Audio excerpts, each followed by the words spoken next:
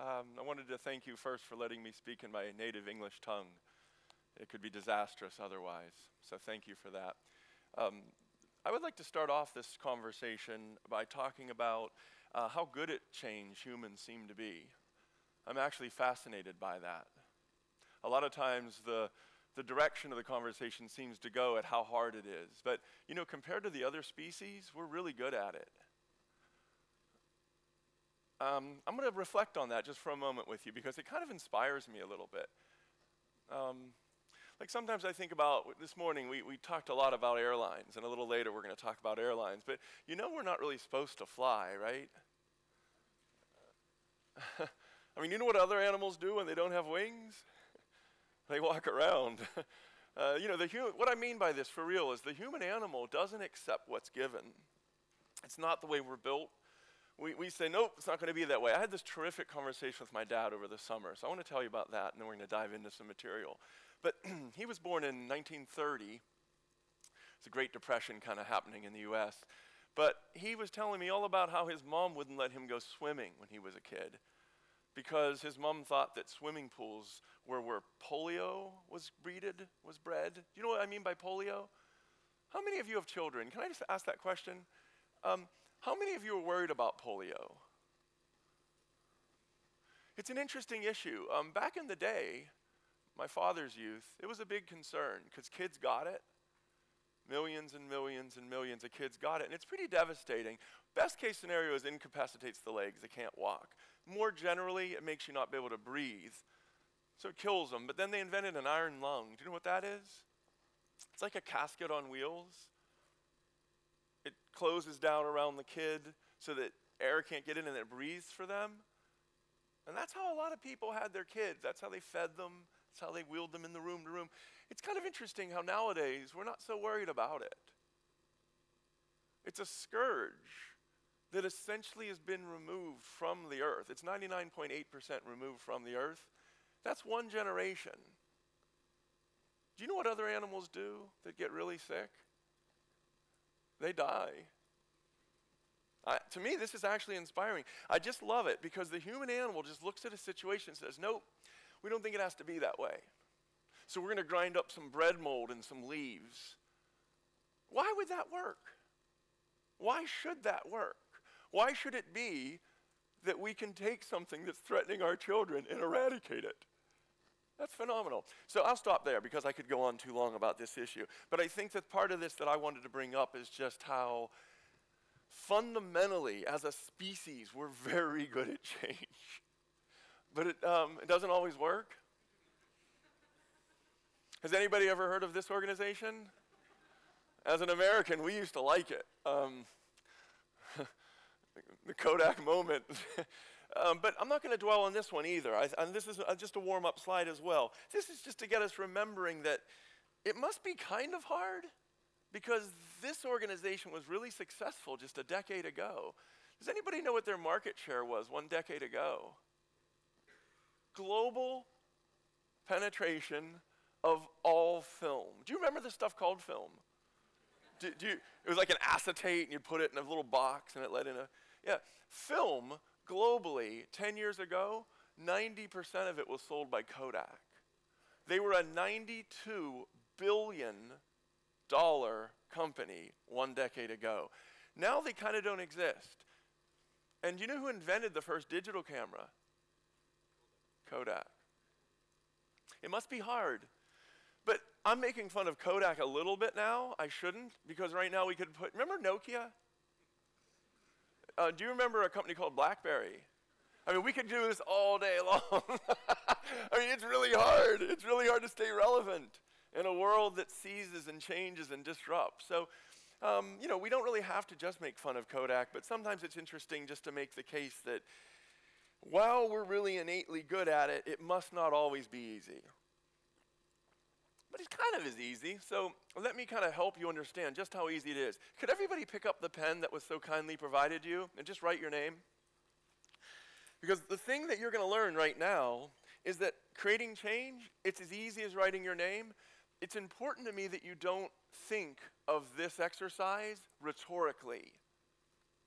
This is not a rhetorical exercise. I literally want you to lift your pen and write your name. Change is not rhetorical, while leaders think it is often. There is a big difference between thinking change and doing change. And right now I need you to feel that, okay? So if you could just put the pen in your other hand and do it again. Just go ahead and put the pen in your other hand and write your name again. What you'll realize is that a very simple it's extremely simple, this change I'm asking you to do. It's the same technology. It's the same literal bones on both sides. It's the same muscle structure. If you were a CEO sitting in a room somewhere and you said, all we're getting people to do is do this, the same thing with the same letters using the same technology. All we're asking them to do is this tiny little change. How does it feel when you wrote with that other hand? What's a word that you might use? A little bit awful. That's a strong word. Is it faster or slower? Does it look better or worse? That's interesting. I wonder why we don't change more. It's hard because what happens is when we practice something long enough that it becomes natural, it becomes unconscious. It becomes a habit. And uprooting habits is a really difficult thing for people. So this is what we're going to deal with a little bit. We're going to deal with what's going on inside your brain. And part of why I want to deal with this is because when I was asked to come here, and thank you very much for that, it's an extremely interesting and wonderful opportunity to be able to talk to so many people. Kind of a dream in a way. But what I'd say about this is I was asked to talk about change for not only private but public organizations. And what I love about that question is that we can go the whole way back to the psychology of sustainable change. Not how do big corporate monoliths do cascading change initiatives, but how does a human being change a habit? And that's what it comes down to in the end. You're trying to get people that got real used to doing it one way to start doing it another way, even though it's uncomfortable, even though it's taking more energy, even though it looks worse at first, even though change feels hard. That's what we're going to talk about. And so what I'd like to do is a couple of things. I'd first like to kind of help you understand the way I have come to understand this phenomenon of kind of what seems to be going on in our brains during change. Understanding that helps you beat it. I didn't understand it even 10 years ago. That's really a big deal. We've learned so much. I've learned so much. Maybe you already knew this. But in the last 10 to 15 years, through a lot of the stuff we're doing with the brain now, we just know a lot more about it. So I want to talk with you about that. But then I want to start applying it for both for-profit organizations, got some stories, got some studies, but then also not-for-profit organizations, got some stories, got some studies. If we can get through all that together, what I hope is that you'll have some fundamental evidence-based model of why change seems hard, but then you'll have some examples about how organizations sometimes can run at this stuff and make it work, make it stick. That's the word sustainable change. It's really easy to lose 5 pounds for a week. It's really hard to lose 5 pounds for a year. And that's the notion between creating a change and creating a sustainable change. So we're going to talk a little bit about self-control and a bit about practice. And this really comes down to the idea of changing old habits. Has anybody ever met this fellow? Could I see a show of hands? Anybody have one of these guys? Can I tell you what he does? He's an alarm clock. I think what I'll do is I'll tell you a story. So I got in last night about 1 o'clock, got to bed around 1:30 or so. But Frosty and I were going to get a little swim in this morning, and he challenged me. So I set the alarm for about 7:15, and when it went off, what did I actually want to do? I wanted to snooze, and I wonder who wanted to snooze. Because I'm the guy that set the alarm. So I'm being kind of serious with you. So who's this new guy, and why is he so persuasive? Do you see what I mean? It's a little crazy. This new guy is like, you don't need to do this, Dan. It's a big crowd. You're going to want your rest. I mean, he was so good, this new one. what Clocky does is he jumps off the table and runs around. So he's an alarm clock that when he goes off, he starts running, and you're in your robe, and you're chasing him, and then as soon as you get near him, he'll reverse on you. So then he'll go like this way, and then you finally get him, and then you're up. I mean, are you going to get back into bed now? You're perspiring, your wife's mad. That's it, you're out. So Clocky helps us understand something that I'm going to work with you on for a little while. It's what the heck is going on in our brains that the same person that sets the alarm wants to snooze. The same person that gives up smoking can be found behind the pub a week later, smoking. What's going on with the want and the should? What's going on between the knowing and the doing? That's important to understand. This is the do-it-yourself version.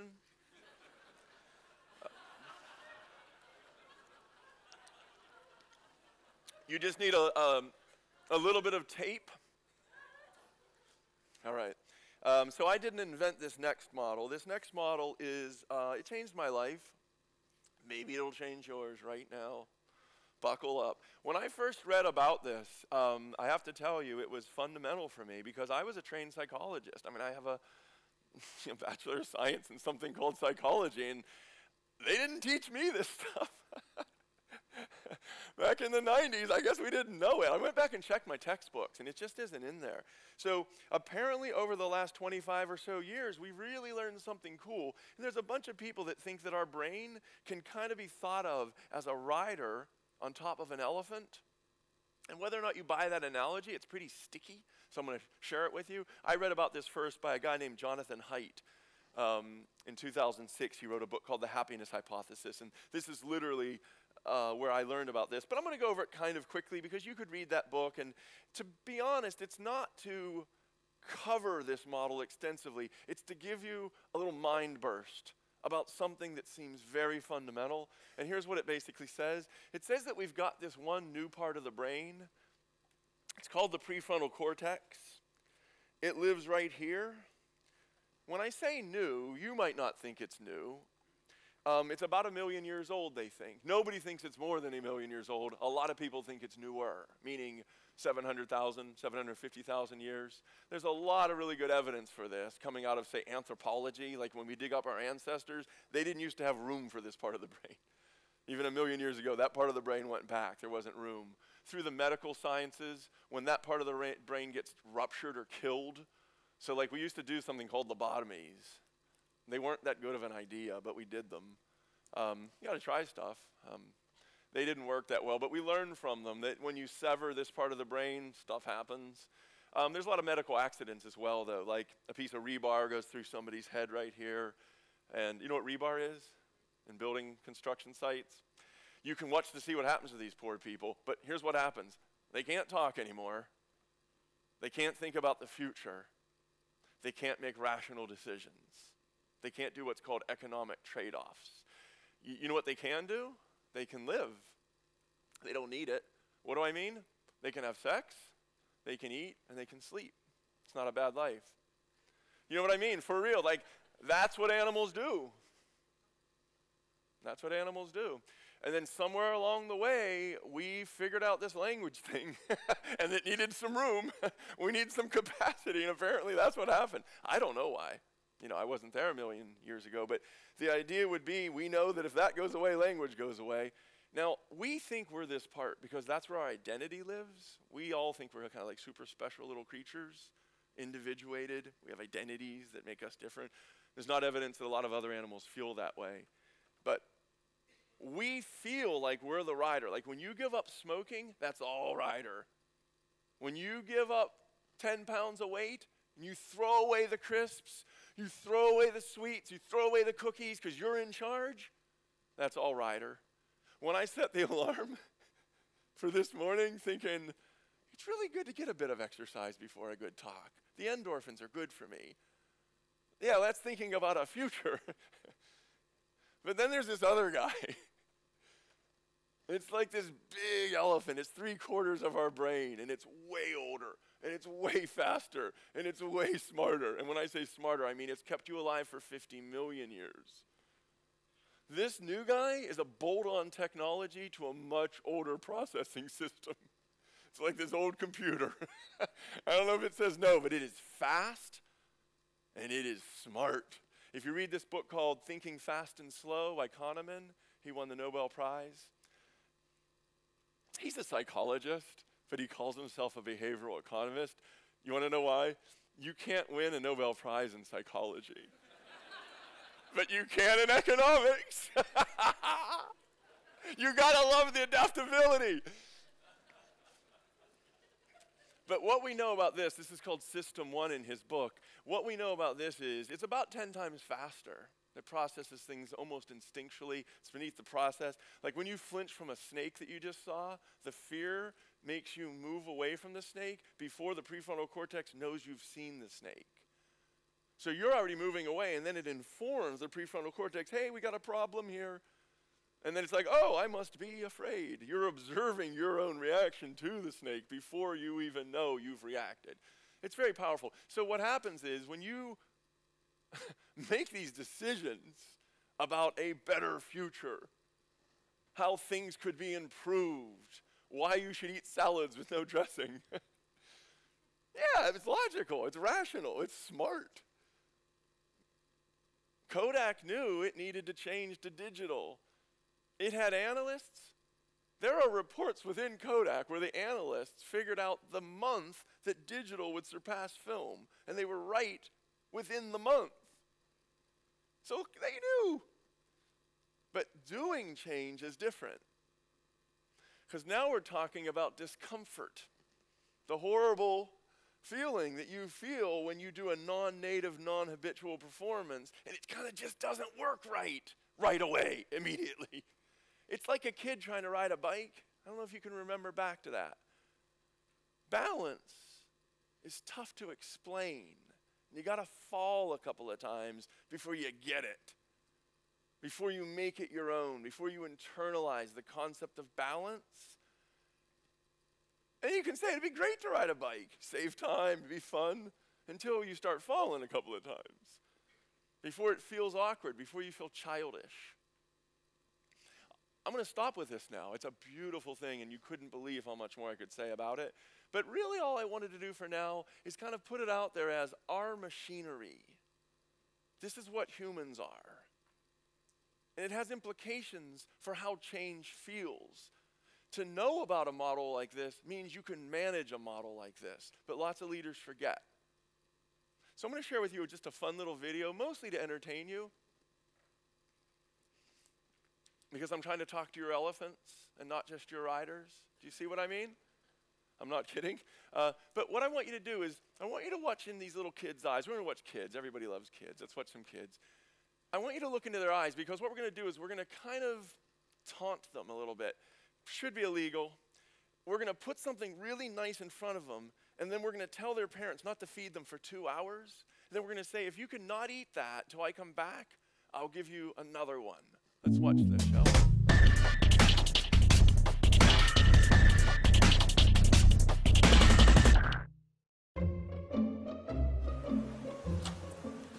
Okay, sit in that chair. All right, here's the deal. Marshmallow for you. You can either wait, and I'll give you another one if you wait, or you can eat it now. When I come back, I'll give you another one, so then you'll have two. But stay in here and stay in the chair till I come back, okay? All right.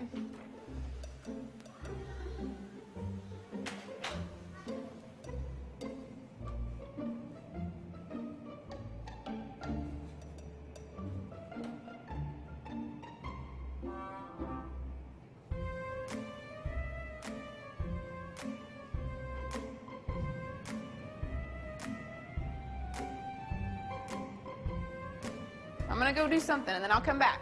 It smells yummy. It smells really good.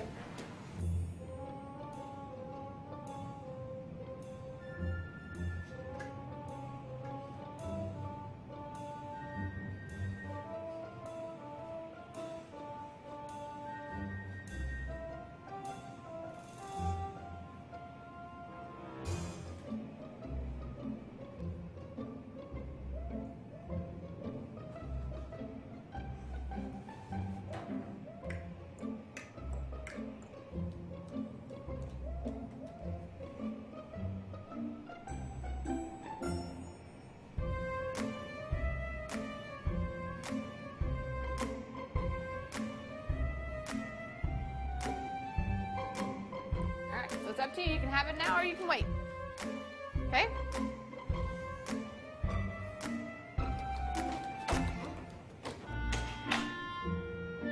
I'll be back. Stay in the chair, okay? Okay.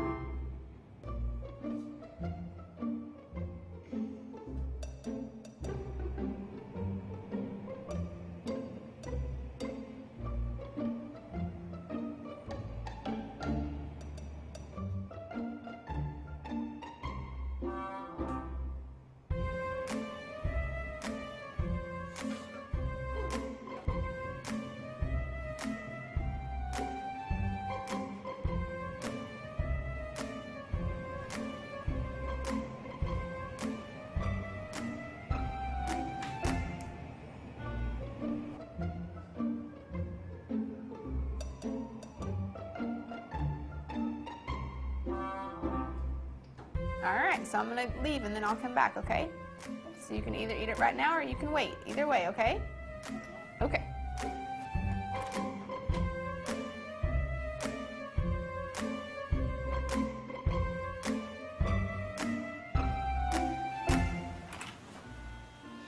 How'd you do? Did you do good? You did? Yeah. You wanted to eat it, didn't you? Yeah. So did I tell you to give you another one? Okay, now you can have both. You need them.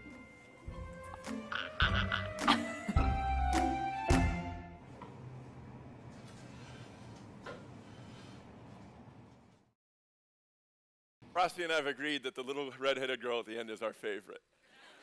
No decision making at all, just to eat the thing. Okay, so there's a lot of implications here, and we're going to go over maybe 2 studies right now. And there's just so much to be said about it. But I think that the upshot right now, just to put a little signpost in, is to say that when you're trying to create sustainable change, you have to do something for the rider in terms of being clear about what they should change. But in general, we as leaders are kind of good at that. That's kind of what we're taught to do. We can use spreadsheets and forecasts. We can build PowerPoint decks. We can build logic. And that's all very important, by the way. It's necessary, but it's not sufficient. Because the bigger part of our brain doesn't know words. The bigger part of our brain doesn't know what a spreadsheet is. It simply can't process it. So most of what I'm going to share with you now is going to be less to do with how to get the should to be stronger. That's a wonderful, wonderful day as well. Right now, I'm just going to lean a little bit more toward a couple of studies. One's my own, one's a good friend of mine, and these are studies that we sometimes call science. By that, we mean nobody reads them. That's what we really mean. We publish them in these journals, and nobody really reads them, but I'm going to make you see those. I'm going to make you see one of those studies. And then we're going to kind of close it off, but that's kind of where this thing is going, is that in general, we as leaders seem to forget that this emotional side is a really important part during the change in order to make it sticky and not just cognitive. So there's 3 things that are going to be upshots. And again, literally, and I mean literally, each of these could be a day, just so that you kind of understand that it's more of a museum on a bicycle tour, okay? But what we have is you're finding ways to allow people to own the change rather than telling them this is the change. You're personalizing the change, and you're letting people bring emotions to work, bring emotions to the change, and then you're increasing purpose by using stakeholders, external stakeholders that you're serving. Who's affected by the work? Bring them in and let the workers experience that. So those are just 3 quick things, and I'll show you a couple of ideas around this issue. Okay. The first study that I want to kind of tell you about here is Wipro, and Wipro is in Delhi, but they're also in Mumbai. And we went here recently because they were having trouble keeping people. Do you know this company, by the way? It's about a 160,000 person IT firm in India, but one of their huge dimensions is that they run call centers, which is like, say you bought a Hewlett-Packard printer, for real, that's one of their biggest clients, and it just is jamming paper. You call up Wipro, and you say, this Hewlett-Packard printer isn't working, because you think you're calling Hewlett-Packard. You don't even know you're calling Wipro, but you are. That's the kind of company. So it's business process outsourcing. Anyway, they're hiring people, training them up for 6 weeks. Then often they would have quit within 6 weeks. So they're getting like 6 weeks of use out of people after they invested all this money. So they called up me and this woman at Harvard and they said, can you do one of your funny little psychology experiments and help us keep people and also help improve customer service? So I'm just going to talk with you about that briefly. We basically randomly assigned people to these 3 different groups. We took 1,000 people that they were hiring, and we assigned them to one of 3 different groups. One was pure control, which is basically job-based training, everything you need to know about that printer and how to work the technology. In one of them, we did that, but the very first hour of the very first day, they arrived. And rather than going right into the job-based training, we had the general manager come out and just talk to them about Wipro's values, what it means to work there from his perspective, the things that he's experienced at Wipro that he's proud of. We didn't even script that, by the way. We just told him to talk about that stuff. It was free. Then, they'd never met each other before, but they work in these cohorts. He put them in their cohorts, and he said, you're going to be working together from now on, 10 people. I want you to talk to each other about what you just heard that you might be proud about. The way he said it was, what would you be proud to tell your family about? And then after that, that was 1 hour. Then after that, they went to the other condition. And then in the third group, the very first hour, the very first day, same guy comes out and he goes, I want to start this relationship by knowing more about you. I want you to take 15 minutes and write down 3 episodes in your life when you were at your very best. Like, when did you feel most alive in life? He had them write those down. He goes, now I want to put you in these groups. You've never met each other before, but I want you to introduce this best self you just wrote about. Maybe read one of those stories. Tell them what they can expect out of you at your best. And then what we did as researchers is we tracked them for 6 months. Now, what do you reckon? Like, if we take quit rate, say it was currently at 47%, and then we did this priming around the organization's values and so on, well, I wish we could have some interaction around this. What we found is that we could reduce it statistically significantly by 16% less quitting for free. But more interestingly, we found that we could reduce it by 57% simply by asking people when they're at their best and getting them to talk to their coworkers about that. Wipro loves us. This is now how they're hiring people because it's free. Here's another one. In terms of the customer satisfaction, it was 61%. Doing the organizational identity intervention took it up to 66%, not statistically significant. But in terms of the personal identity, it popped up to 72%, and it was statistically significant. So we reduced quitting, we increased customer satisfaction, not by telling them more about what to do. They already had that really good. But by having people bring more of themselves to work. And it goes very much to our conversation that I had this morning with some people. So that's just one example. I'm not saying that's the only thing or the best thing. I'm just trying to show you that in an extremely carefully designed field experiment where we randomly assign people to a free condition, we got kind of big changes. And that's not something that's costly. That's not something you need a massive intervention, a rollout cascade, and it's something that leaders could do. I'm going to skip this. I'm going to skip this just given what we have left. It's really very interesting, and I'll say 2 words about it. KLM did something really interesting recently where they created a change. You can either have this KLM study or an academic study. Which one do you prefer? I'm giving you choice. Possibly. We'll see. I'll tell you about the KLM one, because I actually think this will strike home. The reason why I'm not just totally in love with it is it's a corporate example. But you could do it. What it's going to do, it's going to highlight the role of engaging people to create burning ambition instead of burning platforms. Burning platforms is like scare the hell out of people so they work harder. Burning ambition is make them want to do it. So I'll tell you the story, and then we'll see if we can do both. That's fine. But to take time on the story is right. So let me. So I was teaching a class once, and there was this guy at KLM that was there, and he's a very senior person. He runs the Schiphol Airport, KLM. Schiphol. He has 110 people that work for him. And in my class, we're talking about social media and how the world apparently loves it.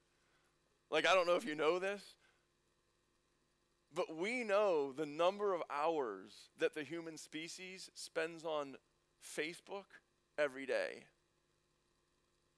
The answer is 1,100,000,000 hours per day on one app. Here's another one. There's a game called World of Warcraft. Have you ever heard of World of Warcraft? The number of years humans have spent playing it since it was invented is 4.9 million.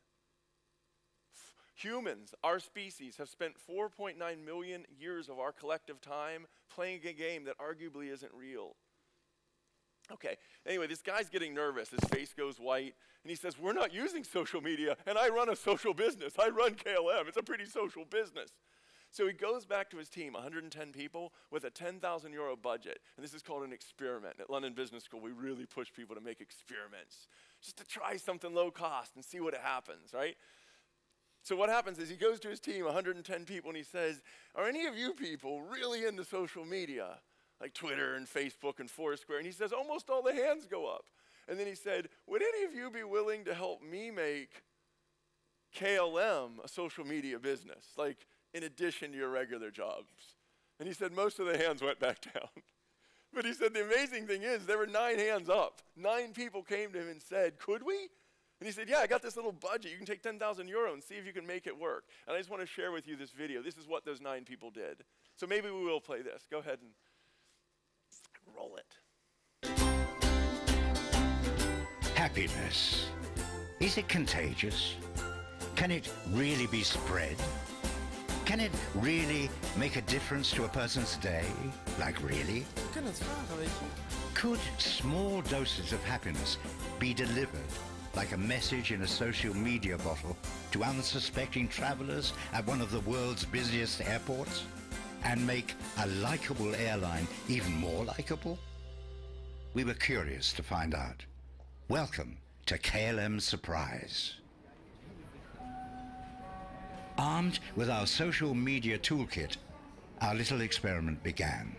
First job, find KLM passengers who had checked into their flight via one of KLM's Foursquare locations or left a message through Twitter. Second job, search their social profiles. Get to know them as well as you can to think of a personalized gift. En dat zij een heel sportief iemand is en een weekend Rome gaat doen, dan is het misschien leuk als we haar zo'n Nike Plus bandje geven. Nothing fancy, like a house or a sports car. Just small stuff. Carry-on size stuff. Third job, hunt them down and deliver the gift. 100% zeker dat het er is, want ze kreeg net een bericht, denk ik. Ik hoorde haar KLM zeggen. Goedemiddag. En je liet ons weten via Twitter dat je met ons reist vandaag. Ja. Dus we hebben een kleinigheidje voor je gekocht. Nou, wat leuk. Maar Twitter al die goed voor is. Ja, daar loopt hij. Kom even. Hoi. Hoi. Dag. Pim, dag. Pim, je hebt laten weten dat je met ons vliegt vandaag naar Washington. Ja, dat klopt. Dus we willen je verrassen met iets, een kleine aardigheid. Dus we hebben een tegoedbon voor je van €15 om apps te downloaden. Dat is leuk, dankjewel. After several weeks of handing out little gifts, a few things became apparent. In the age of social media, doing something that creates a real smile on somebody's face is much cooler than attaching a smiley face. But most importantly, it seemed that indeed an airline could use social media to both surprise and make a small difference to a passenger's day. And we're not just guessing, we know, because they told us, and their friends, massively.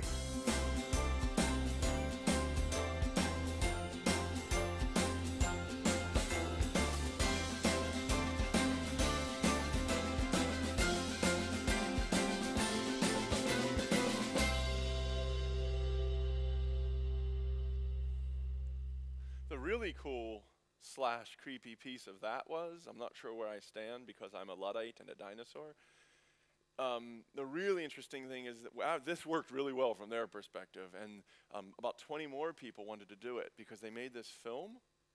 They celebrated those people. They had kind of a party, and a lot of other people came out of the woodwork and said, can we be part of that? They got a team of 30 people and put about 5 times more money into it, and now, and this is in place now, this happened the second year, this is about 1.5 years ago. The last year what they did is when you choose your seat now, you don't choose your seat, you choose who you're going to sit next to, because all the faces are linked to Facebook. I mean, all the seats are linked to Facebook. So if I'm in pharmaceutical sales, and you're cute, I mean to say, and you're in pharmaceutical sales, maybe I'll sit next to you. Anyway, what's interesting about this is it's working, and they're now getting lots and lots of people using this technology, this approach to dealing with humans. And I don't get it, but this guy was just so smart. He said to me, Dan, I don't get it either. He goes, this is what this guy told me. He goes, before I did this experiment, I didn't know what Foursquare was, and now we're using it to run my business. It's a really interesting thing what you can get out of people. And now there's a momentum, and now it's a team of people that's trying to do. They want to do this. Okay, I'll stop with that one.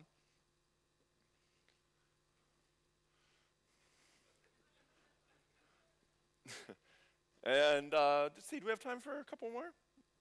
Oh, easy. Good, we do. We get it all. We get it all. We have our cake, and we're eating our cake. Okay, so this is a friend of mine named Adam Grant. He's at Wharton. He just wrote a book called Give and Take, and it's chock-a-block full of examples like this one. He's really clever in terms of how he did this study because he went into a not-for-profit where the whole goal of the organization is to get money to give kids that can't afford to go to school, so like scholarship student kind of stuff. And they were having a really hard time. Have you ever done telemarketing? I have. I sold toner cartridges for laser printers. It's hard because so many people say no, and it kind of gets under your skin after about 3 hours. I mean, this is 92% rejection. So that means you're making 9 or 10 calls before anybody is even saying yes, even $1, even a euro, whatever. It's just a whole lot of no. And so people hated it, and they weren't making any money and so on. So anyway, they called in my friend, Adam Grant, and they said, can you do one of those crazy little psychology experiments on us? And here's what he did. He randomly assigns the callers into one of 2 groups. And let's play a game. Let's pretend it's here, because it was loads of people. Say you just put an imaginary dividing line right here. You took all of these people, and you put them in lots of different rooms at lunchtime, and you buy them pizza. And then you just talk with each team about best practices. Like, here's one thing that works. You smile while you're on the phone. Did you know that? Somehow, when you smile when you're on the phone, your voice inflections change. They know it, they like you more, and they're more likely to give you money. So they talk about some best practices. All the people from here over, we take you into some other rooms. We buy you pizza too.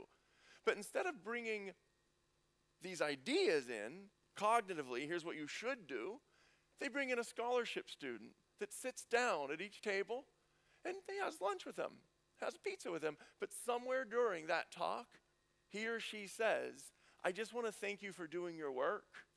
I couldn't afford college, and I'm here because of you. It was exactly 7 seconds of verbiage. Then all he did is he checked to see, did that make them want to make more calls, or did that make them actually bring in more money? Now, which one do you think most organizations do? Best practices or bring in the emotion in, bring in the purpose? In general, in my experiences, companies are really interested in talking about best practices, what you should do. It's, in my experiences, more rare to sort of set up an opportunity to meet with your stakeholders and see what problem you're really solving for them. But in terms of this data, what they found is that 2 weeks before, of course it was the same, that's what random assignment gets you, but a full month after this, they were making 3 times more calls in the scholarship student condition. They didn't change the technology, they didn't change the bonus structure, they just let them see why they were doing it. Now in terms of the money, what do you think happened with the money? Do you think they made 300% more money? Who thinks they made 300% more money? Okay, it was actually 600% more money. They made twice as many calls, but each call was twice as effective. So amazingly, without spending a dime, except bringing in the scholarship student, they didn't change technology, they didn't change incentives, they didn't change the calling. I'm going to stop there because I think that the overall point here is to say it's not just informing the rider, the cognitive element, about what you should do. It's giving the emotional element of your brain something to connect with and want it. So I'm going to stop there. This is a last little funny.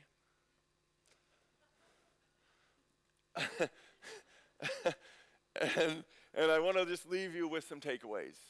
3 things that I want you to think about, okay, and maybe go home with. The first one is that it's often forgotten that if you want your customers, public or private, to notice something different coming out of your organization, it means that humans within your organization have to start acting differently. They have to take what are called habits, routines, comfortable ways of acting that seem natural, and they have to start doing them in new ways. That means that you are all in the business of sustainably, psychologically changing.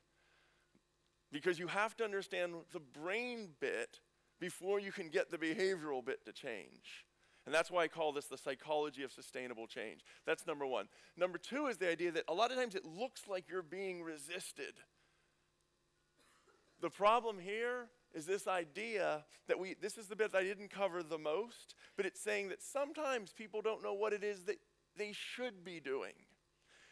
In my own experiences, though, this isn't the big problem. Lots and lots of times, leaders know which way they want them to act. The third pit here is where I put the most emphasis. It's very hard to should yourself into sustainable change. It's very hard to should yourself into stop smoking. I really ought to give it up. Logically, I really shouldn't smoke in front of my kids, this sort of thing. What's interesting is to think about this not as laziness, but as exhaustion. As the idea that these fundraisers are trying to make some money to give these kids, but when you do the work day in and day out, it just becomes a grind. Sometimes it's easy to lose focus on why you're doing it. And by reconnecting people with the recipients of the work, who is being affected by it, you sometimes can instill some, let's call it purpose, or some cause that is an energizing force, not only why I should do it, but giving me the excitement to do it. So I'm going to stop there. I want to thank you very much for having me here.